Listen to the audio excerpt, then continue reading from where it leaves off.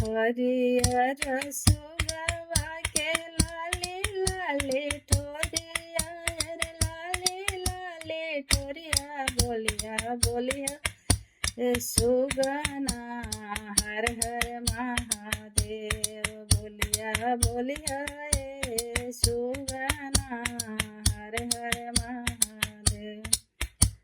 गौआ पर बोले जवारिया में बोले जवारिया में बोलिया बोलिया बोलिया सुगना हर हर महादेव बोलिया बोलिया सुगना हर हर महादेव।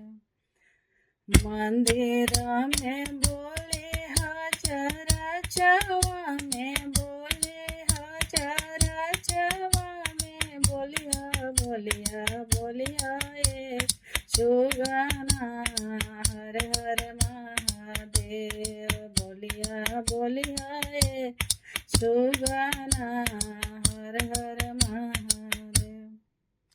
बेटवा पर बोले पतोहिया पर बोले पतोहिया पर बोलिया बोलिया बोलिया सुगना हर हर महादेव बोलिया बोलिया सुगना हर हर महादेव।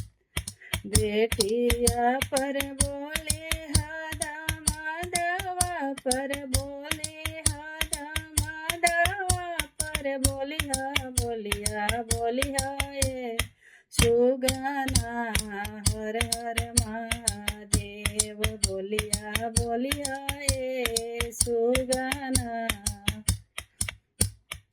पहिला में दाया मैया दूसरा में चर दूसरा में चर्चा बोलिया बोलिया सुगना नमः शिवाय प्रणाम बोलिया बोलिया सुगना नमः शिवाय प्रणाम।